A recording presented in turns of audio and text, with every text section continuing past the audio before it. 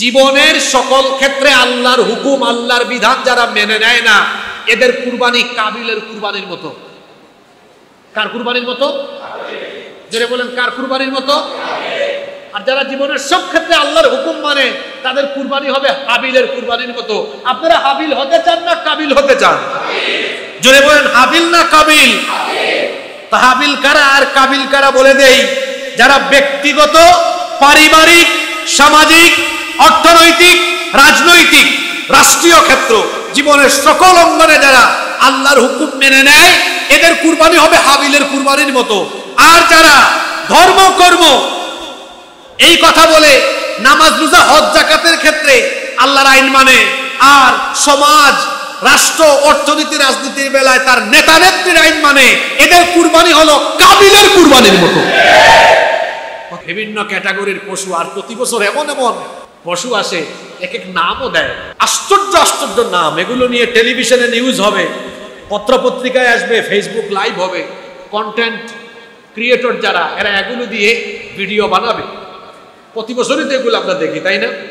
আমাদেরকে মনে রাখতে হবে, শুধুমাত্র উৎসব মুখর পরিবেশে কুরবানির অনুষ্ঠানের আয়োজন করা, এর ভেতরেই আমাদের সীমাবদ্ধ থাকলে চলবে না। বরং এই কুরবানির ভেতরে এমন এমন শিক্ষা রয়েছে, এই শিক্ষাগুলো আমাদের বাস্তব জীবনে প্রতিফলিত করতে পারলেই এই কুরবানির উদ্দেশ্য শতভাগ হাসিল হবে ইনশাআল্লাহ।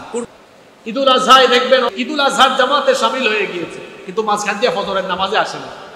কোন আমলের কারণে অধিকাংশ মানুষ জাহান্নামে যাবে? আল্লাহ রাসূল বললেন, দুইটা জিনিসের অপব্যবহারের ফলে কিয়ামতের দিন অধিকাংশ মানুষ জাহান্নামী হবে। কোন দুইটা জিনিস? আল্লাহ তাআলার শুকরিয়া আদায়ের পর অসংখ্য অগণিত দুরুদ এবং সালাম পেশ করছি খাতামুন নবিয়্যিন, আশরাফুল আম্বিয়া ওয়াল মুরসালিন, রাহমাতাল লিল আলামিন, নবিয়ুনা ওয়া সাইয়্যিদুনা ওয়া কুদওয়াতুনা মুহাম্মাদুর রাসূলুল্লাহ সাল্লাল্লাহু আলাইহি ওয়াসাল্লামের প্রতি, যাকে আল্লাহ তাআলা আমাদের হেদায়েতের জন্য পাঠিয়েছেন। আল্লাহুম্মা সাল্লি আলাইহি, আল্লাহুম্মা বারিক আলাইহি। সম্মানিত মুসল্লিয়ানে কেরাম, জিলহজের প্রথম দশক শুরু হয়ে গিয়েছে। এই প্রথম দশক হচ্ছে আল্লাহ রসুলের ভাষায় আফদালু আইয়ামিদ দুনিয়া আইয়ামুল আশর, ইয়ানি আশরে যুল হিজ্জাহ। আল্লাহ রসুল বলেছেন, জিলহজের এই প্রথম দশক হচ্ছে আমলের জন্য সারা বছরের খুচরা দিন সমূহের মধ্যে সবচাইতে সেরা এবং শ্রেষ্ঠ দিন। সুবহানাল্লাহ। এই দশকে আমরা প্রবেশ করেছি, এজন্যে আমরা যেন এই প্রথম দশকে ইবাদতের ব্যাপারে কেউ গাফেল হয়ে না যাই। বিগত জুমায় আমি প্রথম দশকের গুরুত্ব, ফজিলত এবং আমল সম্পর্কে সবিস্তারে আলোচনা করেছি, এবং সেখানে একটা হাদিস আমরা শুনেছিলাম। আল্লাহ রসুল বলেছেন, জিলহজের প্রথম দশকের নেক আমল আল্লাহর কাছে এত পছন্দনীয়, আল্লাহর রাস্তায় জিহাদের চাইতেও জিলহজের প্রথম দশকের নেক আমল আল্লাহর কাছে অত্যন্ত পছন্দনীয়। সুবহানাল্লাহ। সুতরাং এই প্রথম দশককে আমরা তাওবা, ইস্তিগফার, ফরজ সালাত আদায়ের পাশাপাশি নফল সালাত, নফল সিয়াম, জিকির আজকার এবং অন্যান্য নফল ইবাদতের মধ্য দিয়ে আমরা এই প্রথম দশককে গুরুত্ব সহকারে কাটানোর সর্বোচ্চ চেষ্টা করব ইনশাআল্লাহ। আল্লাহ তাআলা আমাদের সবাইকে সেই তৌফিক দান করেন, আমরা সবাই বলি আমিন। এই দশকে একটি গুরুত্বপূর্ণ আমল হলো কুরবানি, যেটাকে হাদিসের পরিভাষায় বলা হয় উদহিয়া। কুরবানি এটি হচ্ছে সামর্থ্যবানদের জন্য ওয়াজিব। যার সামর্থ্য থাকবে, সামর্থ্য থাকা সত্ত্বেও যিনি কুরবানি দিবেন না, নবী করিম সাল্লাল্লাহু আলাইহি ওয়াসাল্লাম অত্যন্ত কঠোরভাবে সেই ব্যক্তিকে ঈদের সালাতে অংশগ্রহণ করতে নিষেধ করেছেন। মুসনাদে আহমদ এবং ইবনে মাজায় এই হাদিস এসেছে। হাদিসের বর্ণনাকারী সাহাবী হচ্ছেন সাইয়্যিদুল মুহাদ্দিসিন আবু হুরায়রা রাদিয়াল্লাহু আনহু তিনি বলছেন, রাসূল করিম আমরা বলি সাল্লাল্লাহু আলাইহি ওয়াসাল্লাম বলেছেন, মান কানা লাহু সাআতুন ওয়া লাম ইউদাহি ফালা ইয়াকরাবান্না মুসাল্লানা। আল্লাহ রাসূল বলেছেন, যে ব্যক্তির সামর্থ্য আছে, সামর্থ্য থাকা সত্ত্বেও যে কুরবানি দেয় না, সে যেন ঈদগাহের বা ঈদের নামাজের ধারে কাছেও না আসে। তাহলে যার সামর্থ্য আছে তার জন্য কুরবানি দেওয়া হলো ওয়াজিব। এখন সামর্থ্য বলতে কতটুকু সামর্থ্য থাকবে, এ ব্যাপারে ফুকাহায়ে কেরাম বিভিন্ন মত দিয়েছেন। ইমাম আজম আবু হানিফা রাহমাতুল্লাহ আলাইহির মত হলো যে যার উপর জাকাতের, যার কাছে জাকাতের সমপরিমাণ নেসাব আছে তার উপরে কুরবানি ওয়াজিব। কুরবানির যে দিন আছে 10, 11, 12, কুরবানির এই কয় দিন? 3 দিন, 10, 11 এবং 12, এই দিনগুলোতে কুরবানি দেওয়ার সামর্থ্য যার থাকবে, এ ব্যাপারে অন্যান্য ফুকাহাদেরও মত আছে যে এই 3 দিন পরিবারের ভরণ পোষণের বাহিরে কুরবানি দেওয়ার মতো সামর্থ্য যার আছে তার জন্য কুরবানি দেওয়া হলো ওয়াজিব। আর যে ব্যক্তির সামর্থ্য থাকা সত্ত্বেও সে কুরবানি দেয় না, সেই ব্যক্তিকে কঠোরভাবে ঈদগাহে আসতে নিষেধ করে দিয়েছেন মুহাম্মাদুর রাসূলুল্লাহ সাল্লাল্লাহু আলাইহি ওয়াসাল্লাম। সম্মানিত মুসল্লিয়ানে কেরাম, কুরবানি যে সকল পশু দিয়ে করা যায়, হাদিসের মধ্যে এসেছে উট, গরু, মহিষ, ছাগল, ভেড়া এবং দুম্বা, এই সকল পশু দিয়ে কুরবানি দেওয়া যায়। তবে এই ক্ষেত্রে বয়স বিবেচনায় রাখতে হবে। উট যেন কমপক্ষে 5 বছরের হয়, গরু এবং মহিষ যদি হয় তাহলে কমপক্ষে 2 বছরের হতে হবে, ছাগল হলে কমপক্ষে 1 বছরের, এবং ভেড়া বা দুম্বা হলে এটা 6 মাসের হলেও চলবে। তবে কুরবানি দেওয়ার ক্ষেত্রে অসুস্থ, দুর্বল, পঙ্গু এবং ত্রুটিযুক্ত পশু কোনোভাবেই কুরবানির জন্য সিলেক্ট করা যাবে না, নিষেধ করেছেন মুহাম্মদ, আমরা বলি সাল্লাল্লাহু আলাইহি ওয়াসাল্লাম। ইবনে মাজায় হাদিস এসেছে, নবী করিম সাল্লাল্লাহু আলাইহি ওয়াসাল্লাম বলেছেন, আরবাআতুল লা তাজুজু ফিল আযাহি, 4 ধরনের পশু দিয়ে কুরবানি দেওয়া জায়েজ নয়। 1, আল মারিদাতুল বাইয়িনু মারদুহা, এমন পশু যার রোগবালাই সুস্পষ্ট, রোগা, অসুস্থ, এরকমের পশু দিয়ে কুরবানি দেওয়া বৈধ নয়। নাম্বার 2 নাম্বার, ওয়াল আওরাউল বাইয়িনু আওরুহা, এমন পশু যেটা অন্ধ, চোখে দেখে না, এই রকম পশু দিয়ে কুরবানি দেওয়া বৈধ নয়, জায়েজ নয়। নাম্বার 3 নাম্বার, ওয়াল আরজাউল বাইয়িনু দালউহা, এমন পশু যেটা পঙ্গু, হেঁটে হেঁটে কুরবানির জায়গা পর্যন্ত যেতে পারে না। নাম্বার 4 নাম্বার, ওয়াল আজফাউল্লাতি লা তানতি, এমন পশু, যেই পশু এতটাই দুর্বল, জরাজীর্ণ, যার হাড়ের মজ্জা পর্যন্ত শুকিয়ে গিয়েছে, এরকম দুর্বল জরাজীর্ণ পশু দিয়ে কুরবানি দেওয়া বৈধ নয়, নিষেধ করে দিয়েছেন মুহাম্মাদুর রাসূলুল্লাহ সাল্লাল্লাহু আলাইহি ওয়াসাল্লাম। আবার এমন কোনো গরু ছাগল যদি হয় অধিকাংশ দাঁতই নাই, কিন্তু অল্প কয়টা দাঁত আছে যেগুলো দিয়ে ঘাস চিবিয়ে খেতে পারে, এরকমের পশু দিয়ে কুরবানি দেওয়া যায়। কিন্তু একদমই দাঁত নাই, দাঁত পড়ে গিয়েছে, ঘাস চিবিয়েও খেতে পারে না, এই ধরনের পশু দিয়ে কুরবানি দেওয়া যাবে না। আবার যে পশু শিং একেবারে গোড়া থেকেই ভেঙে গিয়েছে, যে কারণে তার মস্তিষ্ক ক্ষতিগ্রস্ত হয়েছে, সেই ধরনের পশু দিয়েও কুরবানি দেওয়া জায়েজ নয়। আবার যে সকল পশুর লেজ এবং কোনো কান অর্ধেক বা তার বেশি কাটা, সেই পশু দিয়েও কুরবানি দেওয়া জায়েজ নয়। এই বিষয়গুলো আমাদেরকে বিবেচনায় রাখতে হবে। সম্মানিত মুসল্লিয়ানে কেরাম, কুরবানির ক্ষেত্রে সর্বোচ্চ কতজন পর্যন্ত অংশীদার হতে পারবেন, অর্থাৎ কয়জন মিলে কুরবানি দিতে পারবেন? আবু দাউদ শরীফে হাদিস এসেছে, আল্লাহ রাসূল বলেছেন, আল বাকারাতু আন সাবআ ওয়াল জাযুরু আন সাবআ, যদি গরু হয়, উট হয়, মহিষ হয়, এগুলোতে সর্বোচ্চ 7 জন পর্যন্ত অংশীদার হওয়া যাবে। কিন্তু ছাগলের ক্ষেত্রে, দম্বা বা মেষ, ভেড়া এর ক্ষেত্রে একজনের বেশি অংশীদার হওয়া যাবে না। এই ক্ষেত্রে আমরা মারাত্মক কিছু ভুল করে থাকি। সেটা হলো, আমরা কুরবানি দেওয়ার সময় আমরা বলি এই 5 জনের নামে, এই 6 জন বা 7 জনের নামে আমরা কুরবানি দিচ্ছি। কুরবানি তো কোনো ব্যক্তির নামে হয় না, কুরবানি দিতে হয় কার নামে? আল্লাহর নামে। এজন্য আমরা যেন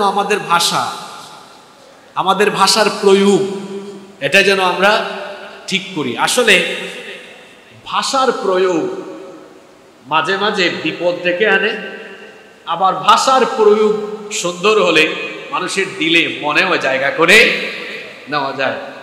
আপনারা বাংলাদেশে দেখেন, গত কয়েক সপ্তাহ ধরে বাংলাদেশের রাজনৈতিক অঙ্গনে চরম অস্থিরতা বিরাজমান আপনারা দেখতে পাচ্ছেন।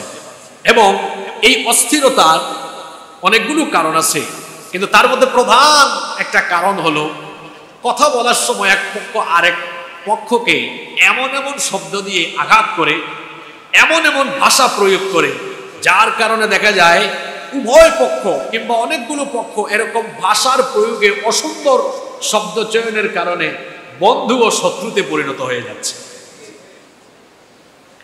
এজন্য ভাষা এর সুন্দরতম প্রয়োগে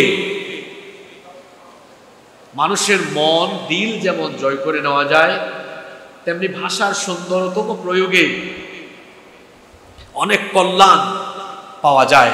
আর ভাষার অসুন্দর প্রয়োগে অনেক বিপদ আসতে পারে এবং আসেও।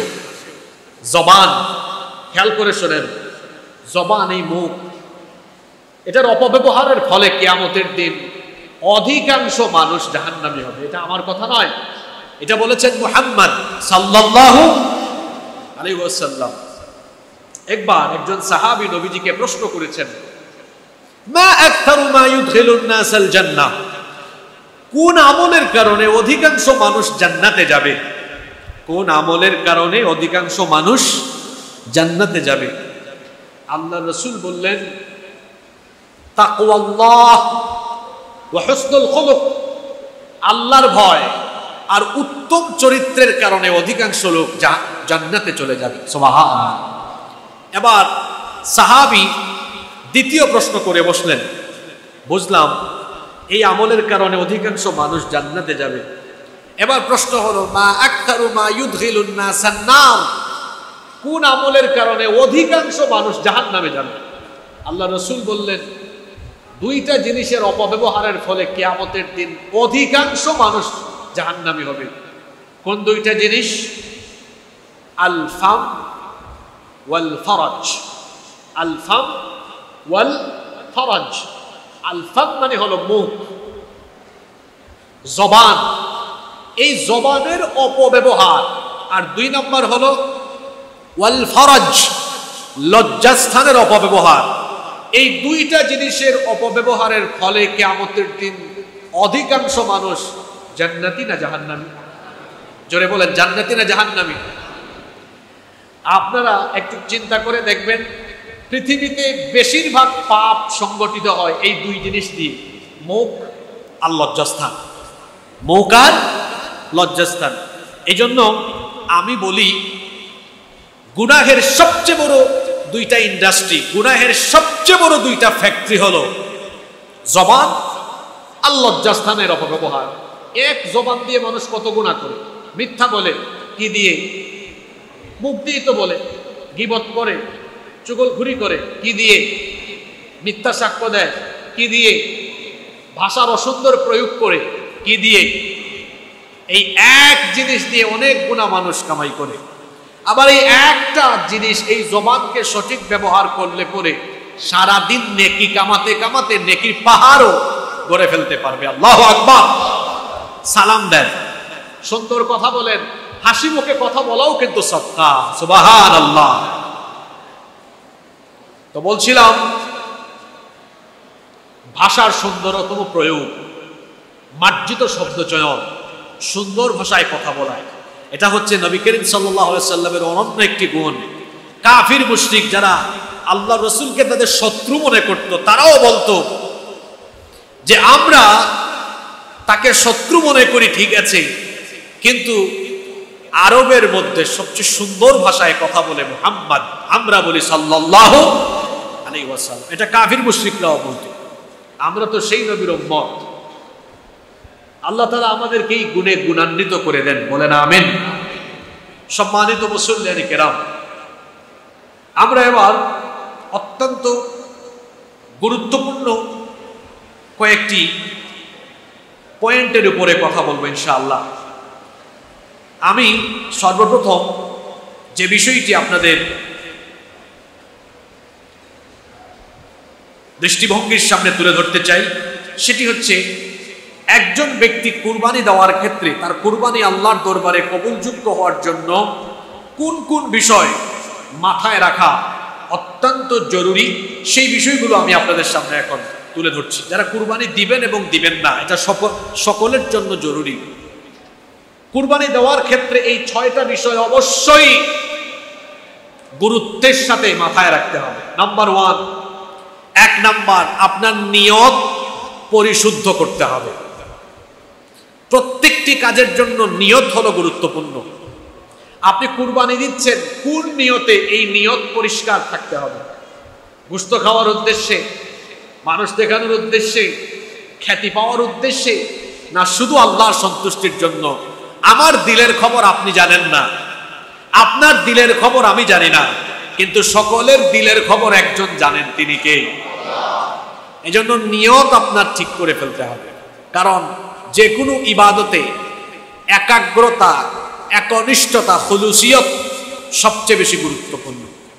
এজন্য রব্বুল আলামিন কোরআনে কারীমে বলছেন, ওয়ামা উমিরু ইল্লা লিয়াবুদুল্লাহা মুখলিসিনা লাহুদ্দীন। আর তাদেরকে কেবল এই নির্দেশ দেওয়া হয়েছে, তারা দ্বীনকে একনিষ্ঠভাবে এই দ্বীনের উপর অটল থেকে একমাত্র ইবাদত করবে কার? আল্লাহর। একাগ্রতা, একনিষ্ঠতা থাকতে হবে, নিয়ত পরিচ্ছন্ন করতে হবে, পরিষ্কার করতে হবে যে আমার এই কুরবানি কেবলমাত্র যার সন্তুষ্টির জন্য, তিনি কে? 1 নাম্বার বললাম, নিয়ত পরিষ্কার করতে হবে। 2, আপনি যে পয়সা দিয়ে, যে টাকা দিয়ে কুরবানি দিচ্ছেন তা অবশ্যই হালাল হতে হবে। কারণ হাদিস শরীফে এসেছে, আল্লাহ রাসূল বলেছেন, ইন্নাল্লাহা তাইয়্যিব, নিশ্চয়ই আল্লাহ পবিত্র, লা ইয়াকবালু ইল্লা তাইয়্যিবা, পবিত্র ছাড়া কোনো জিনিস আল্লাহ গ্রহণ করেন না। যেই ব্যক্তি হারাম পন্থায় পয়সা উপার্জন করে, ওই হারাম ঘুরের টাকা পয়সা, এটা পবিত্র না অপবিত্র? এইরকম হারামখোর যত লক্ষ টাকা দিয়েই কুরবানির পশু ক্রয় করে কুরবানির দিক না কেন, তার কুরবানি আল্লাহর দরবারে কবুল হবে না। এজন্য অবশ্যই কুরবানি যে টাকা দিয়ে দিচ্ছেন সেটা 100 হালাল হতে হবে। নাম্বার 3 নাম্বার, কুরবানি দাতাকে অবশ্যই নামাজি হতে হবে। নামাজ আগে না কুরবানি আগে? জোরে বলেন। সূরা কাউসার পারেন না?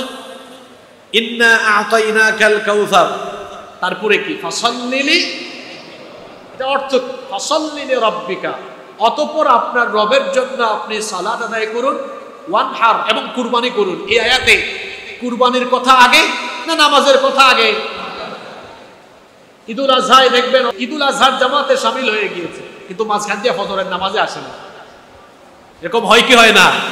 তার নামাজ ঠিক নাই, ওইদিকে কুরবানি ঠিক আছে। আবার মনে রাখবেন, কুরবানির আগে হলো নামাজ, কুরবানির আগে হলো নামাজ। নামাজি হতে হবে। এই নামাজ পুরুষের জন্য পাগল হওয়া ছাড়া 1 ওয়াক্ত নামাজও কাজা করার কোনো বিধান। নাম্বার 4 নাম্বার, এই কুরবানি কেবলমাত্র আল্লাহর সন্তুষ্টির জন্য হতে হবে। আল্লাহর সন্তুষ্টি ছাড়া অন্য কোনো উদ্দেশ্য যেন মনের ভেতরে না থাকে। নাম্বার 5 নাম্বার, কুরবানি দাতাকে অবশ্যই তাকওয়াবান হতে হবে। কারণ তাকওয়া ছাড়া কুরবানি কেন শুধু, কোনো ইবাদতই আল্লাহর দরবারে কবুল হয় না। তাকওয়া হচ্ছে ইবাদত কবুলের পূর্ব শর্ত। তাকওয়া বলতে কি বুঝেন? তাকওয়া মানে হলো, এক কথায় এক বাক্যে তাকওয়া মানে হলো আল্লাহকে ভয় করে জীবন যাপন করা, আল্লাহকে ভয় করে প্রত্যেকটা নেকির কাজ করা, আর সকল হারাম কাজ থেকে নিজেকে বাঁচিয়ে রাখার নাম হলো তাকওয়া। একদম ছোটখাটো একটা উদাহরণ দিয়ে তাকওয়া কি সেটা বুঝাই দেওয়া যায়। এই যে বাইম মাছ আছে না, বাইম মাছ এটা থাকে কোথায়? কাদায় থাকে। কিন্তু দেখবেন বাজারে যখন বাইম মাছ তোলা হয় তার গায়ে কিন্তু কোনো কাদা পাওয়া যায় না, থাকে কাদায়। কিন্তু তাকে কাদা থেকে টেনে তোলার পরে দেখা যায় তার গায়ে কোনো কাদা নাই। আমার আপনার জীবন ওই রকম হতে হবে। বাইম মাছ যেমন কাদার ভেতরে থাকার পরেও তার গায়ে কোনো কাদা লাগে না, ঠিক তেমনি আমি আপনি যে সমাজে বাস করি, এই সমাজ হলো গুনাহে ঘেরা, গুনাহে পাপাচারে পরিপূর্ণ সমাজ। এই পাপাচারে পরিপূর্ণ সমাজে আমি এমনভাবে জীবনযাপন করব, আমাকে মালাকুল মউত যেদিন নিয়ে যাবে আমি ওই বাইম মাছের মতো পরিষ্কার, অর্থাৎ গুনাহমুক্ত জীবনযাপন করে পরিষ্কার হয়ে পবিত্র হয়ে আল্লাহর দরবারে আমি চলে যাব। এর নাম হলো তাকওয়া ভিত্তিক জীবনযাপন। আল্লাহ আমাদেরকে এরকম জীবনযাপনের তৌফিক দান করেন। 6 নম্বর, কুরবানিদাতাকে অবশ্যই সামর্থ্যবান হতে হবে। এই 6টা বিষয় আমরা কুরবানি দেওয়ার ক্ষেত্রে মাথায় রাখি। সম্মানিত মুসলিম কেরাম, এবার আসুন আমরা কুরবানির কিছু শিক্ষা নিয়ে আলোচনা করি। প্রতি বছর আমরা কুরবানি দেই। কুরবানির সময় আসতে পরে দেখা যায় বিভিন্ন পাড়া মহল্লায় একটা উৎসবমুখর পরিবেশ বিরাজ করে। ইতিমধ্যে কুরবানির পশুর হাট শুরু হয়ে গিয়েছে। দেখা যাচ্ছে সকাল বিকাল রাত পর্যন্ত মানুষের সমাগম। সেখানে বিভিন্ন সাইজের বিভিন্ন ক্যাটাগরির পশু, আর প্রতি বছর এমন এমন পশু আসে, এক এক নামও দেয়, আশ্চর্য আশ্চর্য নাম। এগুলো নিয়ে টেলিভিশনে নিউজ হবে, পত্রপত্রিকায় আসবে, ফেসবুক লাইভ হবে। কন্টেন্ট ক্রিয়েটর যারা, এরা এগুলো দিয়ে ভিডিও বানাবে। প্রতি বছরই তো এগুলো আমরা দেখি, তাই না? আমাদেরকে মনে রাখতে হবে, শুধুমাত্র উৎসবমুখর পরিবেশে কুরবানির অনুষ্ঠানের আয়োজন করা, এর ভেতরেই আমাদের সীমাবদ্ধ থাকলে চলবে না। বরং এই কুরবানির ভেতরে এমন এমন শিক্ষা রয়েছে, এই শিক্ষাগুলো আমাদের বাস্তব জীবনে প্রতিফলিত করতে পারলেই এই কুরবানির উদ্দেশ্য শতভাগ হাসিল হবে ইনশাআল্লাহ। কুরবানির কিছু শিক্ষা আমরা শুনবো। নাম্বার 1 নম্বর, কুরবানি আমাদেরকে আল্লাহর পথে শর্তহীন আনুগত্যের শিক্ষা দেয়। আমরা জানি, আমরা যে কুরবানি করি এটি হচ্ছে আমাদের জাতির পিতা সাইয়্যিদিনা ইব্রাহিম আলাইহিস সালামের রেখে যাওয়া সুমহান আদর্শ এবং সুন্নাহ। আল্লাহ যখন তাকে আদেশ করেছিলেন তোমার ছেলেকে কুরবানি করো, তখন কি তিনি কোনো প্রকার ওজর বা আপত্তি পেশ করেছেন? কোনো ওজর আপত্তি পেশ করেন নাই। দ্বিধাহীন চিত্তে শর্তহীনভাবে আল্লাহর আনুগত্য তিনি করেছেন। কুরবানির শিক্ষা হলো, এইভাবে করে মৃত্যুর আগ পর্যন্ত ইব্রাহিম আলাইহিস সালামের সন্তানরা আনুগত্যের নজির প্রদর্শন করবে। 24 ঘন্টা এভাবে করে আজীবন আল্লাহর পথে জীবনযাপন করবে, এমন করে যে আল্লাহর আনুগত্যের পথে সে কখনোই, আল্লাহর আনুগত্যের পথ থেকে সে কখনো এক চুল দূরে সরে যাবে না। এটি হচ্ছে 1 নম্বর শিক্ষা। 2 নম্বর, কুরবানি আমাদেরকে আল্লাহর রাস্তায় প্রিয় জিনিসকে উৎসর্গ করার শিক্ষা দেয়। সবচেয়ে প্রিয় জিনিসটা আল্লাহর রাস্তায় দ্বিধাহীন চিত্তে দিয়ে দিতে হবে। এই শিক্ষাটা কুরবানির ভেতরে আছে না নাই? জোরে বলেন, আছে না নাই? আছে। সবচেয়ে প্রিয় জিনিসটা আল্লাহর রাস্তায় কুরবানি দিয়ে দিতে হবে। ইব্রাহিম আলাইহিস সালামের প্রিয় জিনিস ছিল তার সন্তান। আচ্ছা, সন্তানের চাইতে কি প্রিয় জিনিস দুনিয়াতে আর আছে? জোরে বলেন, আছে। এই ঘটনা তো আপনারা প্রতি বছর শুনেন, আমি সেই ঘটনার দিকে যাচ্ছি না। ইব্রাহিম আলাইহিস সালামকে কিন্তু আল্লাহ সরাসরি আদেশ করেন নাই, আল্লাহ তাকে স্বপ্ন দেখিয়েছেন। কি দেখিয়েছেন? স্বপ্ন দেখিয়েছেন। এখন আমরাও স্বপ্ন দেখি, নবীরাও স্বপ্ন দেখেন, কিন্তু আমাদের স্বপ্ন আর নবীদের স্বপ্ন কি একরকম? না, নবীদের স্বপ্ন হলো ওয়াহি।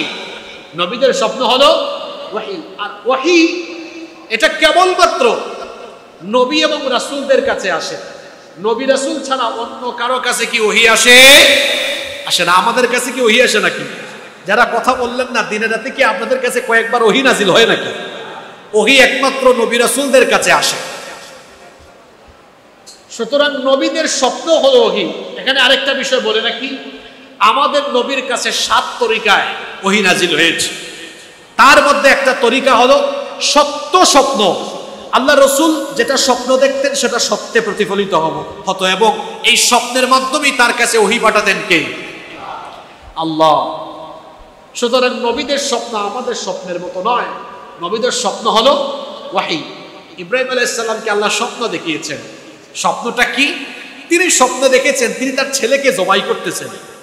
এই স্বপ্ন দেখার পরে তিনি তার ছেলেকে বললেন, কোরআনে কারীমে সূরা সাফফাতের মধ্যে আছে, ইয়া বুনাইয়া ইন্নী আরা ফিল মানাম, হে আমার বৎস, আমার কলিজার টুকরা সন্তান, নিশ্চয়ই আমি স্বপ্নে দেখেছি,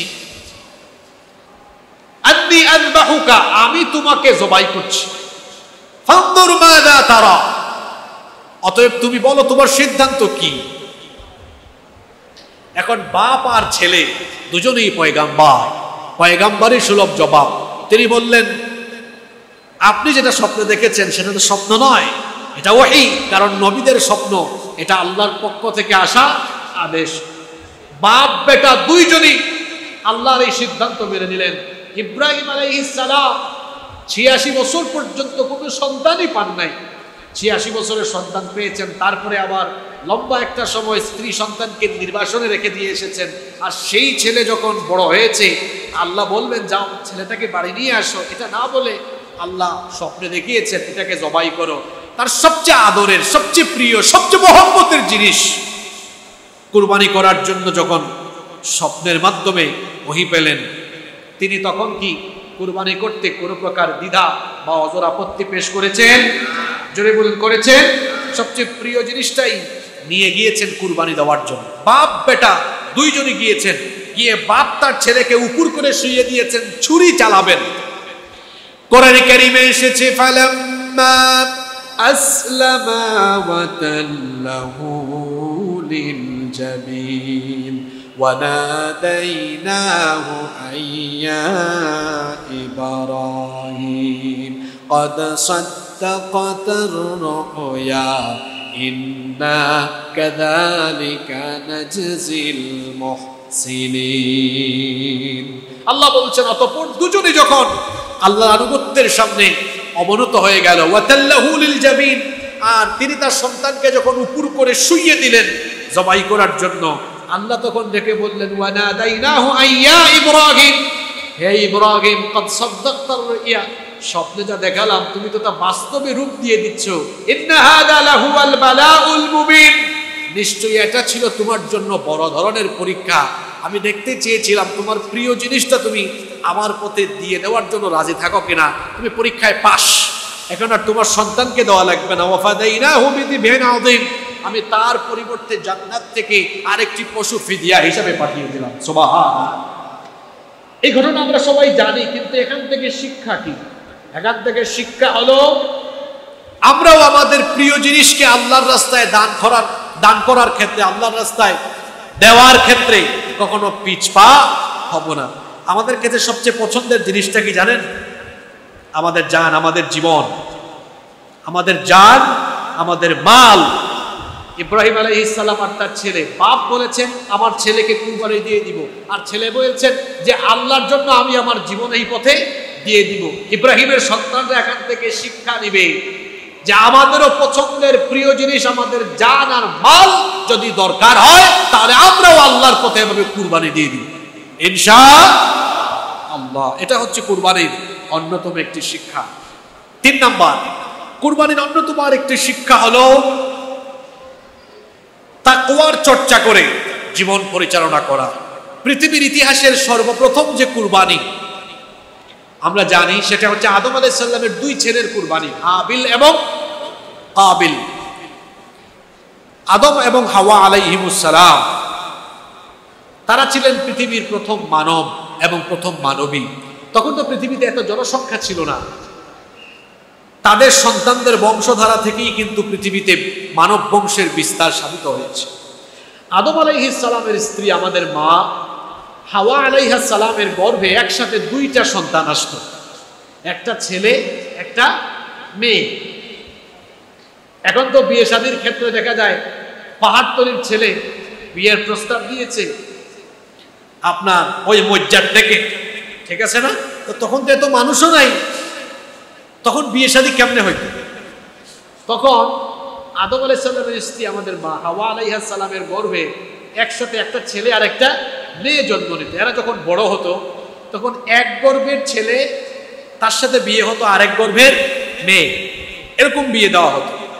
আদম আলাইহিস সালামের ছেলে হাবিল, তার সাথে একটা মেয়ে জন্ম নিল একই গর্ভে। আদম আলাইহিস সালামের ছেলে কাবিল, তার সাথে গর্ভে যে মেয়ে জন্ম নিয়েছে সে দেখতে খুবই সুন্দরী।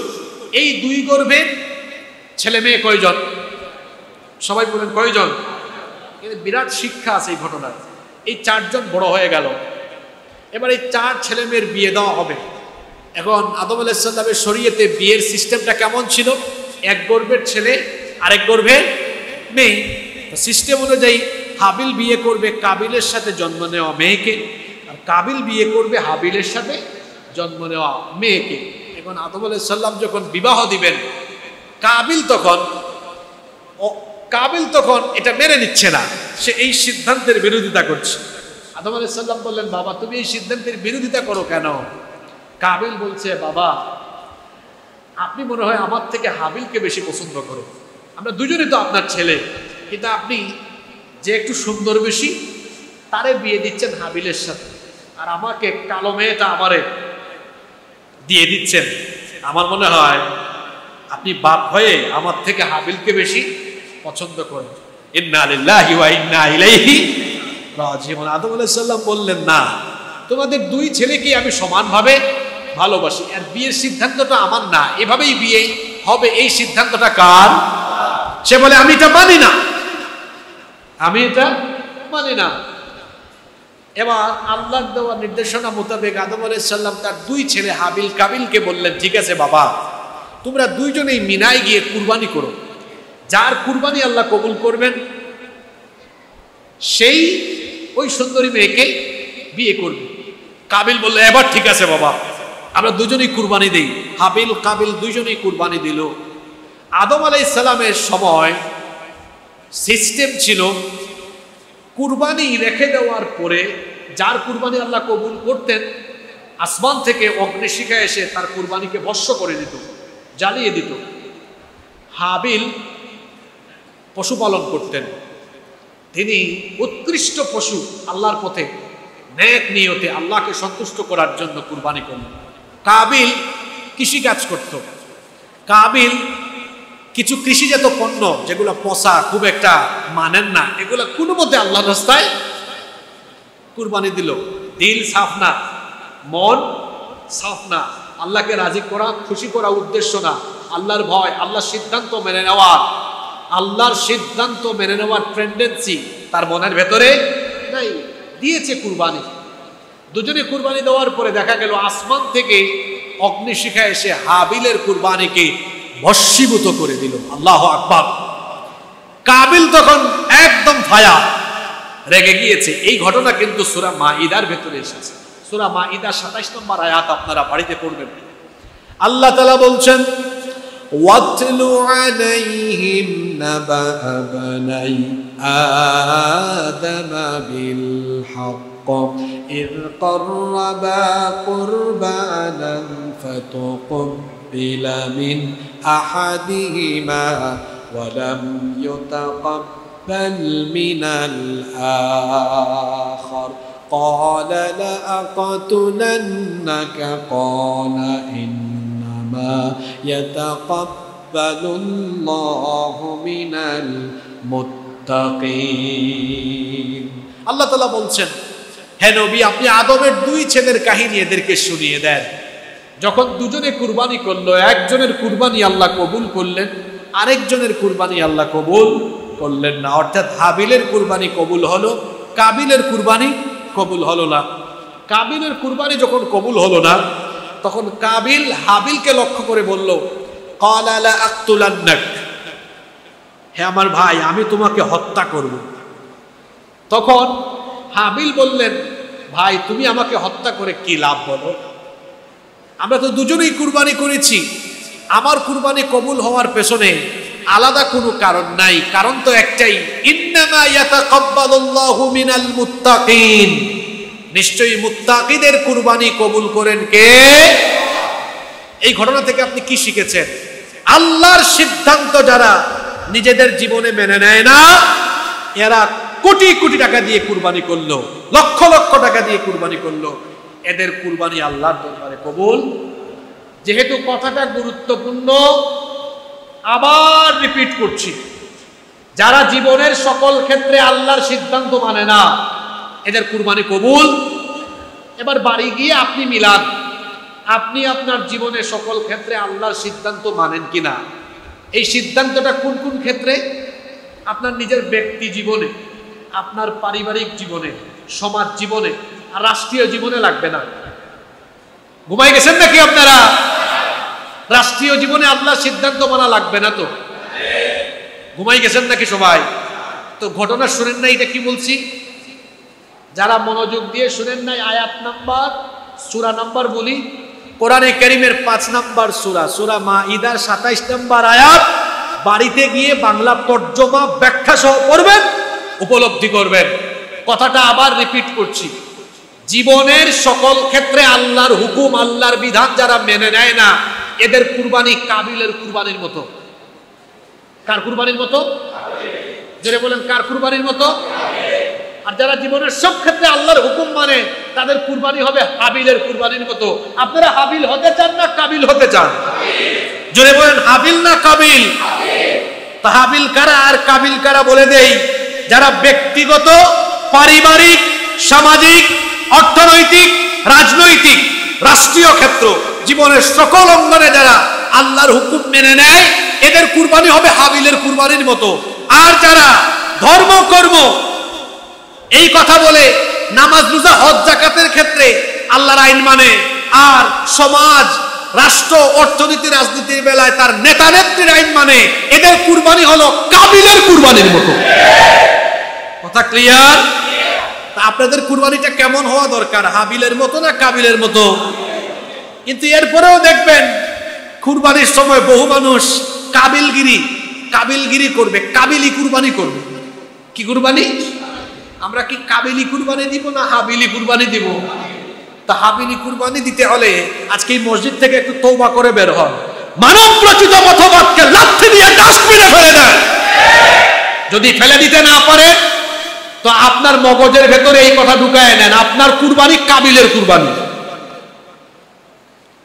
আল্লাহর সিদ্ধান্তকে সকল ক্ষেত্রে মেনে নেওয়ার টেন্ডেন্সি আপনার ভেতরে থাকতে, আল্লাহর সিদ্ধান্ত আমরা কয়জনই বা মেনে নিলাম? আল্লাহর সিদ্ধান্ত আমরা তো জীবনের সকল ক্ষেত্রে মেনে নিতে পারি না। আপনার পরিবারের দিকে তাকান, আল্লাহর সিদ্ধান্ত মোতাবেক আপনার পরিবার চলে না, আপনার পরিবারে সব নারীদেরকে আপনি বেপরদায় ফেলে রেখেছেন। তাহলে বলেন আপনার পরিবারে আপনি আল্লাহর সিদ্ধান্ত মেনেছেন? কথা বলেন না কেন? আল্লাহর হুকুম, আল্লাহর বিধান হলো ব্যবসা বাণিজ্য করবেন, 2 নম্বরই করবেন না, সুদ ঘুষ খাবেন না। এই সিদ্ধান্ত কার?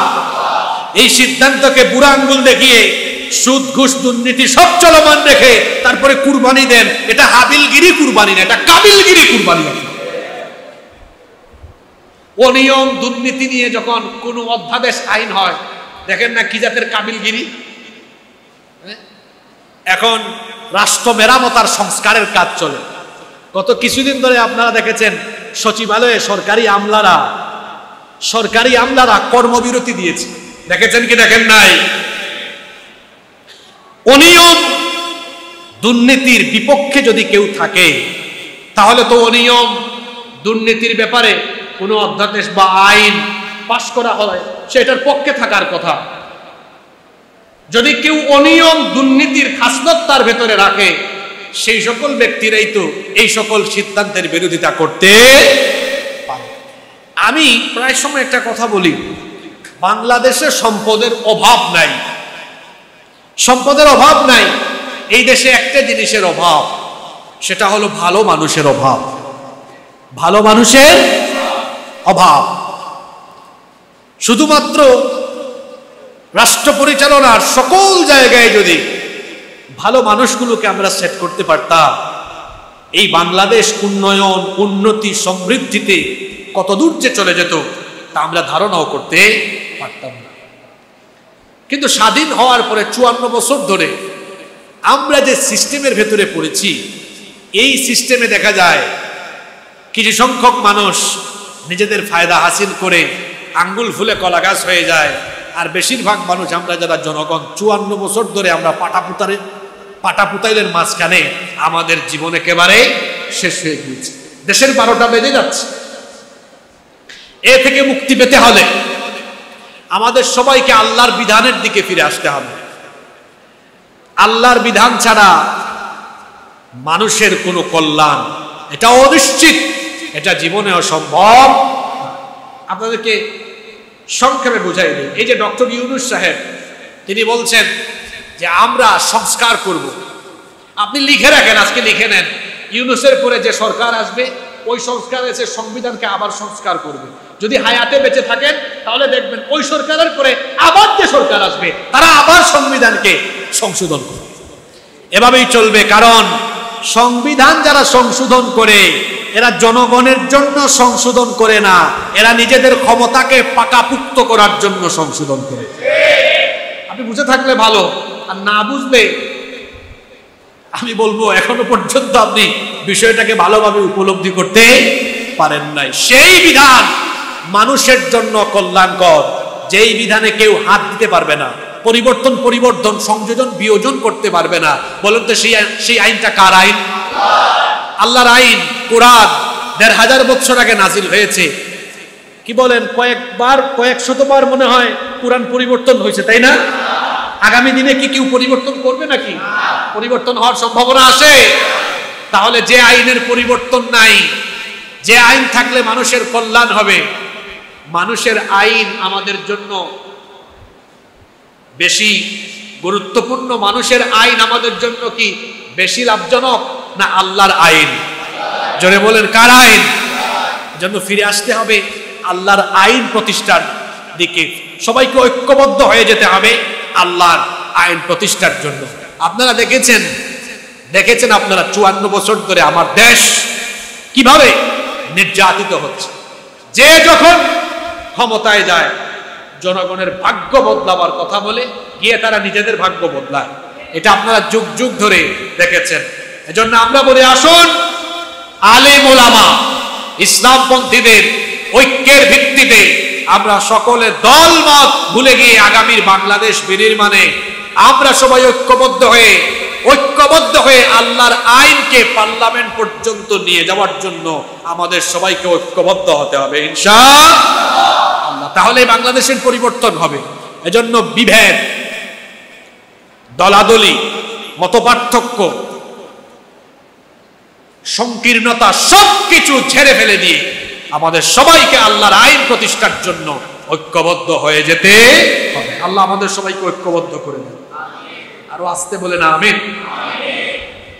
সম্মানিত মুসল্লিয়ানি কেরাম, নাম্বার 4, কুরবানির 4 নম্বর শিক্ষা হলো ঈমানের পরীক্ষায় দৃঢ় থাকা। ইব্রাহিম আলাইহিস সালামের জন্য এটা ছিল একটা বড় ধরনের পরীক্ষা, আর ওনার গোটা জীবনটাই পরীক্ষার ছিল। আমরা জানি ইব্রাহিম আলাইহিস সালাম যতগুলো পরীক্ষায় অবতীর্ণ হয়েছেন কখনো হতাশ হন নাই। সকল পরীক্ষায় তিনি দৃঢ় এবং অবিচল থেকেছেন। দেখেন পরীক্ষা, আমরা সামান্য মামলা টামলা খাইলে তারপরে দেখা যায় বিভিন্ন জায়গায় বক্তৃতা শুরু করলেই বলি এত ত্যাগ, আমার 8টা 10টা 20টা 40টা মামলা খেয়েছি, এটা সেটা। ইব্রাহিম আলাইহিস সালামের কুরবানির কথা আপনি শুনেন, তার আত্মত্যাগ, তার পরীক্ষার কথা আপনি শুনেন। বিষয়টা ফিল করেন তো। আল্লাহর দ্বীনের প্রতি অবিচল থাকার কারণে আগুন জ্বালাই আপনারে আগুনে ফেলে দিয়েছে। এটা কত বড় পরীক্ষা। ইব্রাহিম আলাইহিস সালামকে আগুনের কুণ্ডলি জ্বালিয়ে ভয় দেখিয়েছে, বলেছে ইব্রাহিম তুমি তোমার দিনী দায়িত্ব পালন ছাড়া ওই যে বিরাট আগুনের কুণ্ডলী দেখছো এখানে ফেলে দিব। ইব্রাহিম আলাইহিস সালাম বললেন, আমারে আগুনের ভয় দেখায় লাভ নাই, কারণ যে তার রবকে ভয় করে সে আর অন্য কিছুকে ভয় করে না। আল্লাহু আকবার। ফেরেশতা এসে বলতেছে, আল্লাহর খলিল আপনি হুকুম করেন, দেখবেন এই জ্বালানো অগ্নিকুণ্ডকে সাগরের মধ্যে নিক্ষেপ করে দেব। ইব্রাহিম আলাইহিস সালাম বললেন, তোমাকে কি আল্লাহ হুকুম দিয়েছে? ফেরেশতা বলে, না, আমি নিজে থেকে সাহায্যের জন্য এগিয়ে এসেছি। ইব্রাহিম আলাইহিস সালাম বললেন, আল্লাহ যদি হুকুম না করেন তো তোমার মতো ফেরেশতার সাহায্য আমার দরকার নাই। আল্লাহ যদি খুশি হন এই আগুনে ঝাঁপ দিলে, আমি একবার কেন, আল্লাহ যতবার চাইবেন ততবার আমি আগুনে ঝাঁপ দিয়ে দিব। আল্লাহু আকবার। আগুনে ঝাঁপ দিয়েছেন, আগুনে ফেলে দেওয়া হয়েছে। নমরুদ আর তার দলবল সবাই খুশি। আজকে ইব্রাহিম আলাইহিস সালাম শেষ। কিছুক্ষণ পরে নমরুদের সাগরিদ এসে নমরুদকে বলে, স্যার লিডার অবস্থা ভালো না। কই কি সে? তাকায় দেখেন আমরা ইব্রাহিমকে ফেলেছি অগ্নিকুণ্ডে, ভাবছি জ্বলে পুড়ে ছাই হয়ে যাবে। আজকে আগুনের কি যে হলো, আগুন তো কোনো তাপ দিতে পারে না, ইব্রাহিমকে পুড়াতে পারে না। আমাদের জ্বালানো আগুন ইব্রাহিমের জন্য ফুল বাগান হয়ে গিয়েছে। আল্লাহু আকবার। ইমানি পরীক্ষায় এভাবে তিনি অবতীর্ণ হয়ে দৃঢ় থেকেছেন। সন্তান কুরবানি দিতে বলা হয়েছে, এই পরীক্ষায় তিনি দৃঢ় অবিচল থেকেছেন।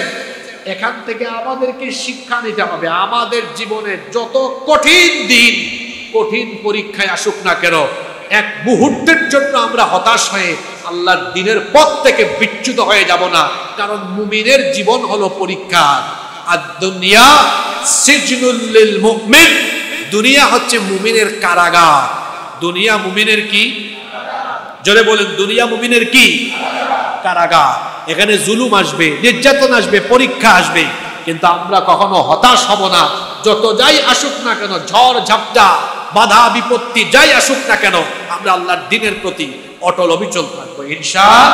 নাম্বার 5, কুরবানির 5 নম্বর শিক্ষা হলো শয়তানকে পরাজিত করার অন্যতম শিক্ষা কুরবানির ভেতরে আছে। ইব্রাহিম আলাইহিস সালাম যখন তার ছেলেকে নিয়ে বাড়ি থেকে বের হয়েছেন কুরবানি দিয়ে দিবেন, তো শয়তান মানুষের সুরত ধরে এসছে, এসে বলতেছে, ইব্রাহিম ছেলেটাকে এত বছর ধরে বাড়ির বাইরে রাখলা, এটা স্বপ্ন দেখছো, এই স্বপ্ন বাস্তবায়নের জন্য চলে যাচ্ছ। আরে তুমি তো আল্লাহর পয়গম্বর, তুমি তো আল্লাহর কাছে দোয়া করলেই আল্লাহ একটা বিকল্প অপশন দিয়ে দিতেন, ছেলেটাকে আর কুরবানি দেওয়া লাগতো না। আচ্ছা, ইব্রাহিম আলাইহিস সালাম যাচ্ছেন আল্লাহর কাছে। কার কাছে? জোরে বলেন, কার কাছে? আল্লাহর কাছে। একমাত্র বাধা দিতে পারে কে? বাধা দিতে পারে কে? ইব্রাহিম আলাইহিস সালাম বুঝলেন, আমাকে ভালো কাজে আল্লাহর কাছে যেতে নিষেধ করছে, এটা তো ভালো না, এটা হবে কে? তিনি পাথর হাতে নিয়ে তার দিকে নিক্ষেপ করলেন, পাথর নিক্ষেপ করে তাকে তাড়িয়ে দিলেন। আল্লাহর কাছে এই চিত্র এত ভালো লেগেছে, এখনো হাজী সাহেবরা হজে গিয়ে ওই জামরার মধ্যে ইব্রাহিম আলাইহিস সালামের স্থিতি ধারণ করে এখনো তারা শয়তানের প্রতি পাথর নিক্ষেপ করে। আল্লাহু আকবার। এই ঘটনায় আমাদের জন্য একটা শিক্ষা আছে। ইব্রাহিম আলাইহিস সালামকে যেভাবে শয়তান ধোঁকা দিতে এসে পরাজিত হয়েছে, আমাদের তো শিরায় শিরায় শয়তান প্রবাহিত হতে পারে, এটা রাসূল বলেছেন। আল্লাহ রাসূল বলেছেন শয়তানকে 2টা ক্ষমতা দেওয়া হয়েছে। কয়টা ক্ষমতা দেওয়া হয়েছে? 1, নবী রাসূল 1, সে নবীজির চেহারা ছাড়া অন্য যে কারো সুরত যে কোনো সময় ধারণ করতে পারে। 2, সে মানুষের রক্তকণিকায় শিরা উপশিরায় বিচরণ করে ধোঁকা দিতে পারে। আপনার মাথায় কোনো শয়তানি চিন্তা আসলে বুঝবেন আমাকে শয়তানি পথে ধাবিত করতে চায় কে? শয়তান। ঠিক সেই সময়ে শয়তানের ওয়াসওয়াসা থেকে নিজেকে হেফাজত করে ফেলতে হবে। আল্লাহর ভয়ে শয়তানি সকল কাজ থেকে নিজেকে হেফাজত রাখতে হবে। এটা হচ্ছে কুরবানির অন্যতম একটি শিক্ষা। নাম্বার 6 এবং সর্বশেষ শিক্ষা হলো এই কুরবানির মাধ্যমে নিজের মনের পশুত্বকেও বিলীন করতে হবে। মনের পশুত্বকে কুরবানি দিতে হবে। আমরা যখন কুরবানি দেই তখন এই ফিলিংস আমাদের অন্তরে রাখতে হবে। আমরা পশুর গলায় ছুরি চালাচ্ছি না, বরং এই পশুর গলায় ছুরি চালানোর মধ্য দিয়ে অনুভূতিটা হবে এমন, আমি আমার সারা জীবনের গুনাহের উপরে ছুরি চালিয়ে পবিত্র হওয়ার নিয়তে আমি কুরবানি করছি। এই অনুভূতি নিয়ে যারা কুরবানি দেয়, আল্লাহ রসুল বলেছেন কুরবানির পশুর রক্ত মাটিতে পড়ার আগে আল্লাহ ওই ব্যক্তির জীবনের সব গুনাহ মাফ করে দিবেন। আমি আপনাদেরকে আলোচনার শেষ লগ্নে অনুরোধ করব, কুরবানি যারা দিচ্ছেন নিজের পশু নিজে কুরবানি দিবেন, এতে ফজিলত অনেক বেশি। দেওয়ার সময় এই ফিলিংস অন্তরে রাখবেন যে আমি আমার সারা জীবনের গুনাহের উপরে ছুরি চালাচ্ছি পবিত্র হওয়ার জন্য, গুনাহ থেকে মাফের জন্য। আল্লাহ রসুল বলেছেন এই অনুভূতি নিয়ে সে যখন ছুরি চালাবে, এই পশুর রক্ত মাটিতে পড়বার আগেই আল্লাহ ওই ব্যক্তির গুনাহ মাফ করে দিবেন। আপনারা তো হুজুরদেরকে দিয়ে এই কাজ করাই ফেলেন, নিজের কাজটা নিজে করেন না। এখনো তো অনেক দিন বাকি আছে। কুরবানি কিভাবে দিতে হয়, পশু জবাই কেমনে করতে হয়, কোন দোয়া পড়তে হয়, একজন আলেমের কাছ থেকে এটা শিখে নেন। এটা যে খুব জটিল এবং কঠিন বিষয়, বিষয়টা এমন নয়। এটা শিখে নেন আর নিজের পশু নিজে কুরবানি দেন, গুনাহ থেকে পবিত্র হওয়ার নিয়তে কুরবানি করেন। আমার আপনার গুনাহ মাফ করে দিবেন কে? যারা কুরবানির নিয়ত করেছেন আল্লাহ তাদেরকে সঠিক নিয়তে বিশুদ্ধভাবে কুরবানি আদায় করার তৌফিক দান করেন। যারা আমরা কুরবানি দিতে পারিনি, আল্লাহ তাআলা আমাদেরকে কুরবানি দেওয়ার তৌফিক দান করেন। আমরা বলি আমিন। IUB media